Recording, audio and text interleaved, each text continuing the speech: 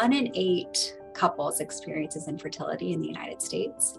And actually, it's quite possible that there's actually a higher prevalence of that. And a large quantity of patients who experience infertility need IVF in order to grow or expand their families. So IVF stands for in vitro fertilization, where we are able to take eggs from a woman's body, fertilize them with sperm in a lab, culture embryos, and then transfer those embryos, or embryo ideally, back into the woman's uterus.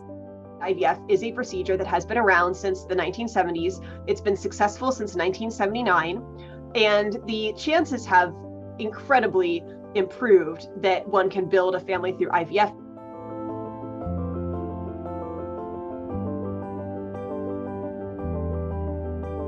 Supreme Court of the United States expressly took away a constitutional right from the American people that it had already recognized. Now, with Roe gone, let's be very clear.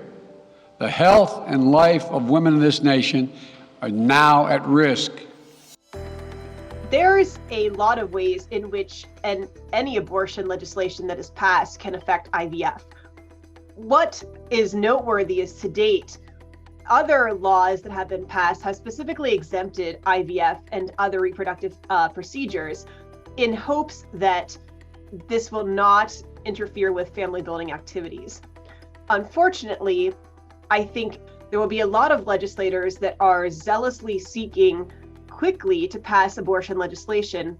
And unfortunately, those zealous attempts are going to not be specific as to what procedures they will affect. We're getting calls daily and multiple times throughout the day as to, I was going to start treatment. Should I start treatment still? I'm in the middle of treatment. Should I continue my treatment? I have embryos frozen. Are they safe? Do they need to be transported out of the state? What I think is the biggest concern are bans that are centered around personhood and sort of giving an embryo, particularly an embryo that was just identified the day after the egg was injected, the same sort of rights as a human that is walking, breathing, talking, whatnot on the planet right now. And those are two very different things. Less than 20% of these initial fertilized eggs or embryos actually develop into a baby. By giving those very early cells that have exhibited fertilization the same rights, and then criminalizing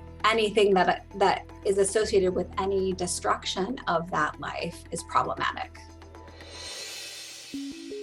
Currently, only one state has a bill or a law on the books that says an embryo is a juridical human being, and that's Louisiana. It has had that law since the late 1980s, and actually it was passed with the cooperation of reproductive medical clinics in the state. It specifically exempts IVF. And again, it sets sort of this two-tier hierarchy, embryos created through IVF, embryos created outside of IVF.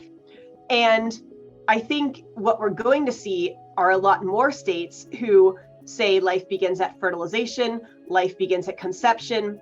And so from the moment of fertilization or conception, that particular embryo, if it doesn't state otherwise, whether or not conceived in vivo inside the uterus or ex vivo outside the uterus, is actually a juridical human being. And you would specifically have to exempt IVF in order to keep this procedure safe legally. Doctors will, I think, really pull back if these clarifications are not made. The questions include, can embryos be tested? Can you select embryos based on certain characteristics? For example, you can't right now in many states abort a fetus for a reason such as Down syndrome. Can you destroy an embryo for reasons such as Down syndrome? Can you choose not to transfer an embryo for reasons such as Down syndrome? And again, if we're treating these as juridical human beings, those laws already have parallels in abortion contexts.